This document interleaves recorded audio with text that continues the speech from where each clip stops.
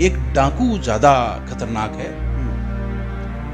या एक इंजीनियर जो भ्रष्ट इंजीनियर है। तो ये हुआ कि डाकू ज्यादा 150 लोगों को मार देगा और एक भ्रष्ट इंजीनियर अगर पुल गड़बड़ बनाता है तो पूरी ट्रेन पुल में गिर जाएगी और वो हो जाएगी। फिर ये सवाल फिर उठा कि क्या ये भ्रष्ट इंजीनियर ज्यादा भ्रष्ट है या देश का नेता जी। तो ये हुआ कि कितना भी भ्रष्ट इंजीनियर क्यों न हो, लेकिन अगर देश का नेता भ्रष्ट है तो इसका मतलब वो ज्यादा देश को नुकसान पहुंचा सकता है। अब ये हुआ कि एक भ्रष्ट नेता ज्यादा खतरनाक है या एक भ्रष्ट पत्रकार जी। तो पता चला कि जो है कि एक भ्रष्ट पत्रकार ज्यादा खराब है। फिर आया कि एक भ्रष्ट पत्रकार ज्यादा खराब हो सकता है या भ्रष्ट टीचर। तो ये हुआ कि भ्रष्ट टीचर, अगर एक भ्रष्ट टीचर है तो वो पूरी नस्लों को बिगाड़ सकता है। नमस्कार, मैं रूपेश कुमार, अनसुनी आवाज में आपका स्वागत है। शिक्षक दिवस है और मेरे साथ अनसुनी आवाज के दफ्तर में बैठे हैं संजय सिंह श्रीनेत सर। बहुत लंबा अनुभव है, 30 साल से ज्यादा का वक्त हो गया आप शिक्षण कार्य में अपनी सेवाएं दे रहे हैं। एक अच्छा शिक्षक समझाता है, एक बेहतर शिक्षक कर दिखाता है, दर्शाता है, और एक महान शिक्षक वो प्रेरित करता है। ये तीनों ही गुण संजय श्रीनेत सर के पास मौजूद हैं। ये मैं नहीं कह रहा हूं, बल्कि शहर का हर व्यक्ति जो संजय श्रीनेत सर को जानता है वो इस बात को मानता है। राष्ट्र का और बेहतर राष्ट्र का निर्माण एक आदर्श शिक्षक ही कर सकता है। टीचर होना अपने आप में कितनी बड़ी जिम्मेदारी आप महसूस करते हैं? लोग जो है वो अध्यापक बाई चॉइस बनना चाहते हैं, तो उसमें पहला चॉइस मेरा नहीं था जी। पहला चॉइस था एडमिनिस्ट्रेटिव सर्विसेज के लिए, और दूसरा चॉइस निश्चित तौर पर था कि मैं एक अध्यापक बनूं। और मुझे बड़ा फख्र है यह कहते हुए कि मेरा डिसीजन बिल्कुल गलत नहीं रहा, और मैंने अपने जीवन में अपनी जितनी ताकत है, जितनी कुव्वत है, जितनी मैं अपने प्रयास कर सकता हूं, उसमें मैंने अपने आप को संपूर्ण देने की कोशिश की है। आप अपने आप को कितना सफल और कितना सार्थक शिक्षक मानते हैं? एक अध्यापक की जो सफलता है जी, ये समय लेती है और समय के बाद पता चलता है। यह कहना कि मैं कितना सफल हूं या कितना असफल हूं, ये तो समय में है। आज मान लीजिए जिन बच्चों को पढ़ा रहा हूं मैं, आज 2022-23 में बच्चों को पढ़ा रहा हूं, इनकी सफलता, मेरी सफलता अगर देखनी है तो 2050 तक आपको इंतजार करना पड़ेगा। लेकिन हम आज से 30 साल पहले जाएं, आज का जो बैच आप पढ़ा रहे हैं उसका परिणाम हो सकता है आने वाले 10-15 साल में मिलेगा हमको, लेकिन अगर 30 साल पहले जाएं और वो वाला बैच रहा होगा तो ये समाज जानता है, पूरी तरीके से शहर जानता है कि तमाम सारे स्टूडेंट्स जो बहुत सक्सेस हुए हैं। बड़ी ही एक बहुत महत्वपूर्ण घटना हुई है। आपने मुझे 1.5 घंटे पहले टेलीफोन किया था कि एक इंटरव्यू लेना है, तो उसमें मैंने कहा मैं डॉक्टर के पास बैठा हूँ। तो मैं जो है सुशीला तिवारी के एक मशहूर डॉक्टर हैं, डॉक्टर परमजीत सिंह के पास ही बैठ के अपना इलाज करा रहा था या उनसे मैं राय ले रहा था। तो वे, आपको जान के आश्चर्य होगा कि वे मेरे स्टूडेंट रहे हैं जब मैंने अपने कैरियर को स्टार्ट किया है, और आज से पूरे इलाके में जो है सबसे अच्छे डॉक्टर्स में उनकी गिनती होती है। तो ये छोटी सी उपलब्धि, मैं अभी पर्चा मेरे जेब में पड़ा हुआ है, मैं लेके आया हूं। तो मुझे बड़ा फक्र हुआ वहां जब वो पेशेंट्स को देख रहे थे, कितनी शिद्दत से, कितनी मेहनत से देख रहे थे। मुझे लग रहा था कहीं ना कहीं इसमें मेरा भी कंट्रीब्यूशन है। इसके अलावा एक बहुत सुखद जो आपका क्षण रहा होगा, जो आपको महसूस कराता होगा कि नहीं, मैंने शिक्षक बन के बहुत शानदार काम किया है और बहुत अलग हटके काम किया है, वो कुछ एक पल मैं चाहूंगा कि जरूर साझा करें हमारे दर्शकों को। इन्हीं डॉक्टर साहब की बात बताऊं, ये जब पहली बार दे रहे थे, फर्स्ट अटेम्प्ट नहीं हुआ इनका, तो बहुत तनाव में थे और ये कहने लगे कि मैं गुरुद्वारे में सेवा करूंगा, ये करूंगा। तो मेरे से मिले तो मैंने बोला उनको कि जो है ऐसा है कि सेवा के भी कई लेवल हैं, कई स्तर हैं, हम किसी भी स्तर में कर सकते हैं, और आपसे ईश्वर जो है बड़ी सेवा कराना चाहता है। और उस स्थिति में दोबारा इन्होंने फिर एक बार और एग्जाम दिया और एक क्वालिफाई किए। ये एक एग्जाम्पल है जिनको मैं बता रहा हूँ आपको। तो एक तरह से प्रेरणा देना, एक अध्यापक का मेन काम है प्रेरणा देना।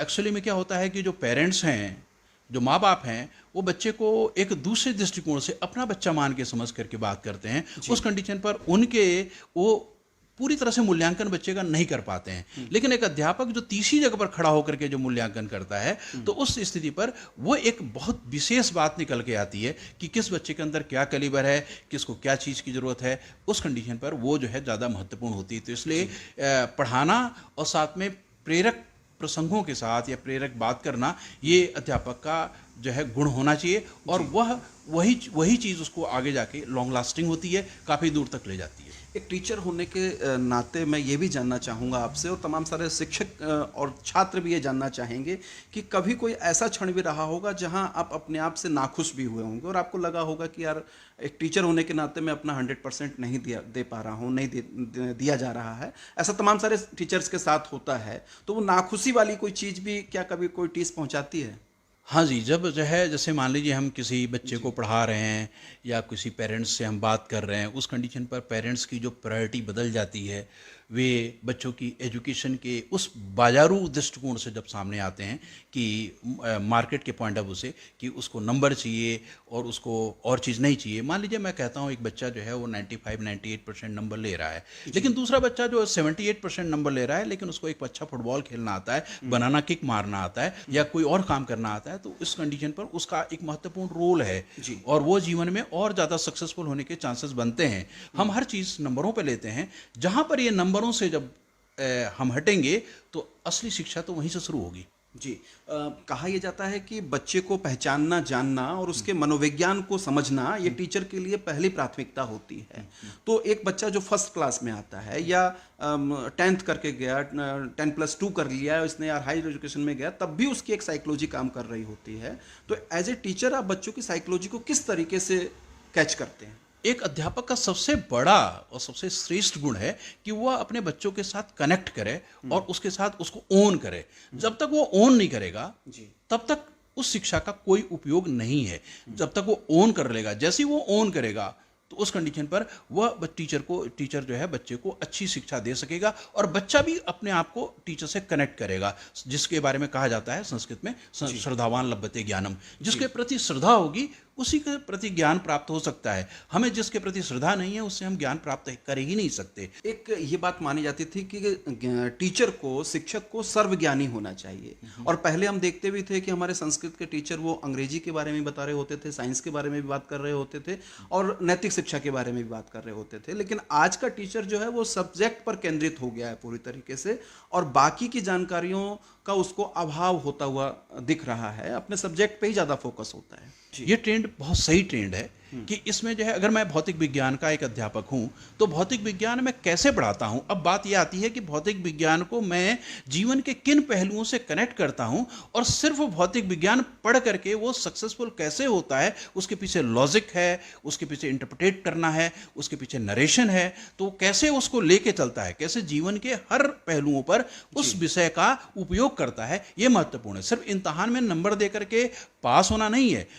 छात्र शिक्षक जो संबंध हैं आज के संदर्भ में आप उसको किस तरीके से देख रहे हैं? क्योंकि बड़ी चीज़ें प्रभावित होती हुई दिख रही हैं और ये बार बार कहा जाता है कि ना आप छात्र वैसे हैं ना शिक्षक वैसे हैं, तो कमी कहाँ है, दिक्कत कहाँ है?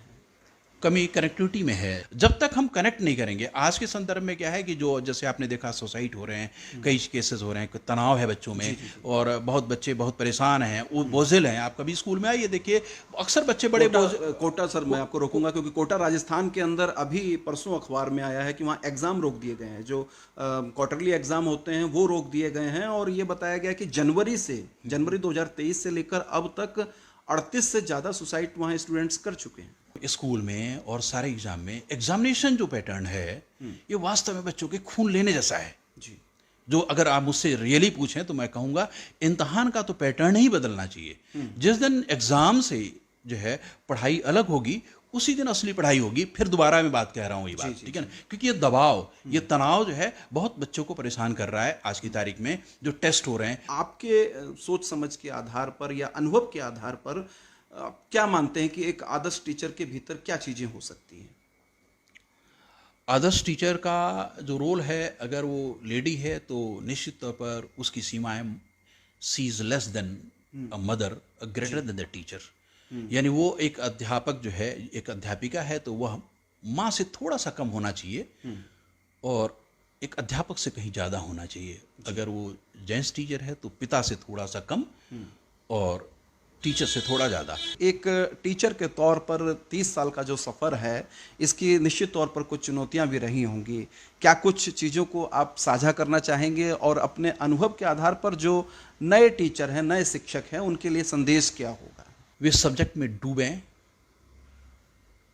और एक अच्छे नैरेटर बने, एक अच्छे व्याख्यान देने वाले बने, चीज़ों को डायरेक्ट न पढ़ाएं, चीज़ों को इनडायरेक्ट पढ़ाएं, पहली चीज़। और दूसरी चीज़ उससे महत्वपूर्ण है कि पढ़ाते हुए प्रैक्टिकल एग्जाम्पल्स के बेस पर, जीवन के दर्शन के आधार पर, जीवन की सामान्य घटनाओं के आधार पर उन उदाहरणों को दें और उसके बाद उनको मानसिक रूप से तैयार करें कि वे एक बड़े अंदर आने वाले संघर्ष में के लिए वो आगे युद्ध में प्रवेश करें, प्रेरणा दें उनको, और साथ में उनके करेक्टर के बारे में, उनके स्ट्रॉन्ग बिहेवियर के बारे में, और उनको ये भी सिखाएं कि इस उम्र में गलतियां होती हैं।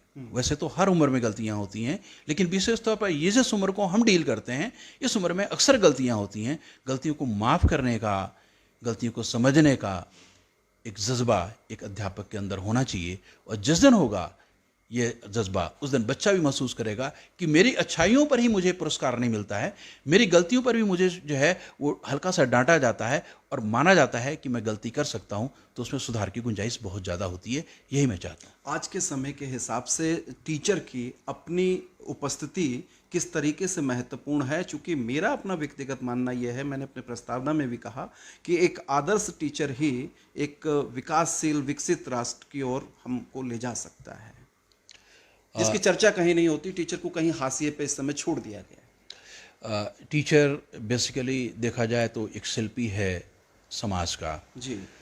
एक जगह एक कहानी, एक छोटी सी है, उसमें ये था कि भाई एक डाकू ज़्यादा खतरनाक है या एक इंजीनियर जो भ्रष्ट इंजीनियर है। तो ये हुआ कि डाकू ज़्यादा 150 लोगों को मार देगा, और एक भ्रष्ट इंजीनियर अगर पुल गड़बड़ बनाता है तो पूरी ट्रेन पुल में गिर जाएगी और वो जाएगी। फिर ये सवाल फिर उठा कि क्या ये भ्रष्ट इंजीनियर ज़्यादा भ्रष्ट है या देश का नेता? जी। तो ये हुआ कि कितना भी भ्रष्ट इंजीनियर क्यों ना हो, लेकिन अगर देश का नेता भ्रष्ट है तो इसका मतलब वो ज़्यादा देश को नुकसान पहुंचा सकता है। अब ये हुआ कि एक भ्रष्ट नेता ज़्यादा खतरनाक है या एक भ्रष्ट पत्रकार? जी। तो पता चला कि जो है कि एक भ्रष्ट पत्रकार ज़्यादा खराब है। फिर आया कि एक भ्रष्ट पत्रकार ज़्यादा खराब हो सकता है या भ्रष्ट टीचर? तो ये हुआ कि भ्रष्ट टीचर, अगर एक भ्रष्ट टीचर है तो वो पूरी नस्लों को बिगाड़ सकता है निश्चित तौर पर। और इसलिए जो है उसकी भ्रष्टता से उसके जो है जो नेगेटिव रिजल्ट्स हैं उसको भी देखिए। तो अगर वो अच्छा है तो उसके पॉजिटिव रिजल्ट को भी देखिए। वो दुनिया को कहाँ से कहाँ ला सकता है, क्योंकि वही टीचर है जो पत्रकार पैदा करता है, नेता पैदा करते हैं, इंजीनियर पैदा करते हैं, सब कुछ वही टीचर। और आज के संदर्भ में मैं ये कहूँगा कि हमारी एजुकेशन पॉलिसीज़ या एजुकेशन चीज़ें इतनी खराब नहीं जितना उसका मूल्यांकन होता है। मैं चाहूँगा कि हमारे जितने जो है सिस्टम में ऐसा हो कि सिर्फ पढ़ाने के अलावा और दूसरा कोई काम ना हो। तो अगर ऐसा स्थिति है तो अध्यापक निश्चित तौर पर रिजल्ट देगा, चाहे वो किसी भी माध्यम का हो। तो निश्चित तौर पर दर्शकों ये महत्वपूर्ण चर्चा है और शिक्षकों के लिए कहा जाता है कि शिखर पर ले जाने वाला, क्षमा करने वाला और कमजोरी को दूर करने वाला, इन 3 शब्दों से ही शिक्षक बनता है। सभी शिक्षकों को, छात्रों को और पूरे देश को शिक्षक दिवस की बहुत बहुत शुभकामनाएं। धन्यवाद, नमस्कार।